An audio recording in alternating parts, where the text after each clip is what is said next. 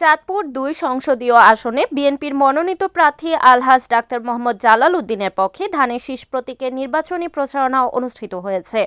মতলব উত্তর উপজেলা ছ্যাঙ্গারচর পৌরসভার ২ নং ওয়ার্ডে শিকিরচর গ্রামে ছ্যাঙ্গারচর পৌরসভার সাবেক মেয়র আমেনা বেগম ও উপজেলা বিএনপির সাবেক সভাপতি নুরুল হক সরকারের নেতৃত্বে গণসংযোগ ও প্রচারণা কার্যক্রম পরিচালিত হয়। এ সময় তাদের সঙ্গে থাকা নেতাকর্মীরা বাড়ি বাড়ি গিয়ে সাধারণ ভোটারদের সঙ্গে কথা বলেন এবং ধানের শীষ প্রতীকে ভোট প্রার্থনা করেন। প্রচারণাকালে উপজেলা বিএনপির সাবেক সভাপতি নুরুল হক সরকার বলেন, ডাক্তার মোহাম্মদ জালাল উদ্দিন একজন পরীক্ষিত, সৎ ও জনবান্ধব নেতা। তিনি নির্বাচিত হলে মতলবের মানুষের অধিকার ও উন্নয়নের প্রশ্নে আপোষহীন থাকবেন। আজ দেশের গণতন্ত্র ও মানুষের ভোটের অধিকার পুনরুদ্ধারের জন্য ধানের শীষের বিকল্প নেই।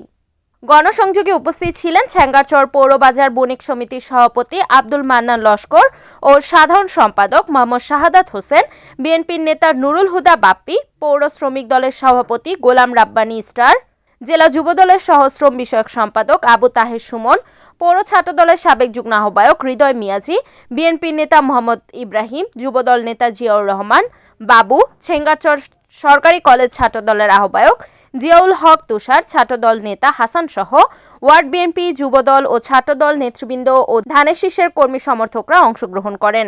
প্রচারণায় এলাকাবাসীর স্বতঃস্ফূর্ত অংশগ্রহণ লক্ষ্য করা যায়। জালাল ভাইয়ের পক্ষে, ধানের শীষের পক্ষে আজকে ২ নম্বর ওয়ার্ডে এসেছি। গতকাল আমরা ৯ নম্বর ওয়ার্ডের ভোট চেয়েছি জনগণের কাছে, বিপুল না 100% সমর্থন পেয়েছি। ধানের শীষের পক্ষে ভোট দিবে এবং শিগগিরই ২ নম্বর ওয়ার্ড তারাও 100% ভোট দিবে, এই আশা আমি ব্যক্ত করতেছি।